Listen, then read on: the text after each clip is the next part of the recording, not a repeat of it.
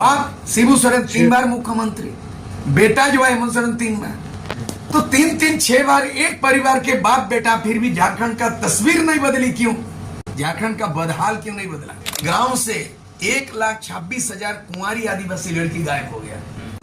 इन 25 वर्षों के अंदर में 20 लाख लोग बेरोजगार भूखमरी के चलते पलायन कर गया। बिना कमीशन का, बिना लेन देन का कोई यहाँ पे कारोबार नहीं हो सकता है। ट्रांसफर पोस्टिंग उद्योग बन गया है यहाँ का। आदिवासी विरोधी सरकार जो टोली में सीरम टोली में जब सरना स्थल को भी उन्होंने नहीं बख्शा और यहाँ आदिवासियों का CNT एक्ट का उल्लंघन किया और आदिवासी आज आवाज बुलंद कर रहा है। मैं अपील करना चाहता हूँ कि सूर्य सिंह बेसरा के पुकार से जेपी आंदोलन की तरह सत्ता बदलो, व्यवस्था बदलो और इसको उखाड़ फेंको। 2029 होते हम तीसरा विकल्प बनाएंगे। यह राज नहीं बना है। बिरसा मुंडा का सपना था अबुआ दिसुम अबुआ राज, अबुआ राज मतलब इंग्रेजों से जो भारत देश मुक्ति हुआ, आजाद हुआ, तो झारखंड में भी ऐसे राज, आदिवासी राज की परिकल्पना किया था बिरसा मुंडा। जल जंगल जमीन का अधिकार हो, हमारे गांव में हमारा राज स्थापित हो। वो आज तक 25 वर्षों में वो सपना पूरा नहीं हुआ। तो वैसे परिस्थिति में इन 25 वर्षों के अंदर में जो है ये 14वां सरकार बना और बाप बेटा मिला के ये तो कितना बार बना है?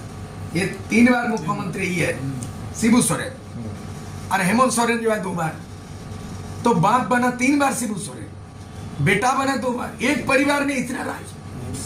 हेमंत सोरेन 14 में बने थे। हाँ, पिछला सत्र नहीं, ये भी 3 बार। सॉरी बाप शिबू सोरेन 3 बार मुख्यमंत्री, बेटा जो है हेमंत सोरेन 3 बार। तो 6 बार एक परिवार के बाप बेटा, फिर भी झारखंड का तस्वीर नहीं बदली क्यों? झारखंड का तस्वीर क्यों नहीं बदली? झारखंड का बदहाल क्यों नहीं बदला? इन 25 वर्षों के अंदर में 20 लाख लोग बेरोजगार भूखमरी के चलते पलायन कर गया।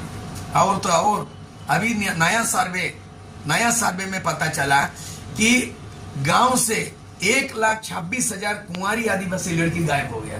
1,26,000 कुंवारी लड़की, आदिवासी लड़की गांव से लापता हो गया। कोई भेज दिया बॉम्बे में, दिल्ली में, काम मिलेगा। ये रिपोर्ट है ऑथेंटिक। तो आज विकास कौन चीज हुआ बताइए? जब झारखंड राज्य बनने के बाद कोरोना काल में पता चला कि 20 लाख लोग बाहर से यहाँ मजदूर को लाया गया। 20 लाख लोग बाहर है।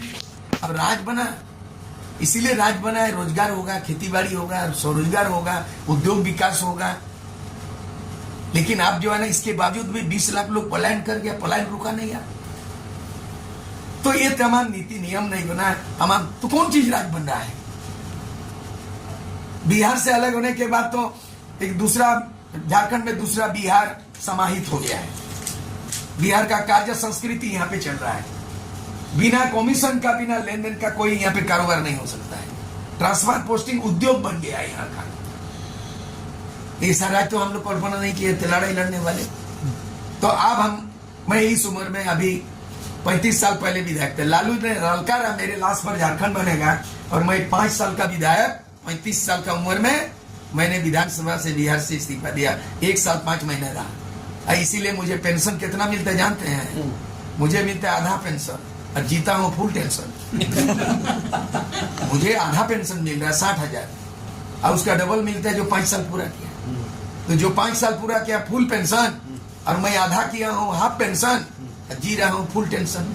तो इसीलिए 70 साल की उम्र में मैं जेपी को याद करता हूँ कि 74 में जेपी ने संपूर्ण क्रांति का ललकारा, और 74 में जेपी आंदोलन, 77 में सत्ता परिवर्तन। अब जेपी के तत्व पे सूर्य सिंह बेसरा, मैं सत्ता परिवर्तन, व्यवस्था परिवर्तन, हेमंत सोरेन सरकार जो आदिवासी विरोधी सरकार जो टोली में सीरम टोली में जब सरना स्थल को भी उन्होंने नहीं बख्शा और यहाँ आदिवासियों का CNT एक्ट का उल्लंघन किया और आदिवासी आज आवाज बुलंद कर रहा है। मैं अपील करना चाहता हूँ कि सूर्य सिंह बेसरा के पुकार से जेपी आंदोलन की तरह सत्ता बदलो, व्यवस्था बदलो और इसको उखाड़ फेंको और 2029 होते हम तीसरा विकल्प बनाएंगे। यहाँ जेएमएम कांग्रेस आरजेडी का विकल्प चाहिए और भाजपा को का विकल्प चाहिए। तीसरा विकल्प के लिए मैं राजनीतिक मंच बनाने के लिए मैं यहाँ से आज बरी होने के बाद मैं राजनीतिक काम एक ही काम करूंगा कि 2029 में एक तीसरा विकल्प बनेगा।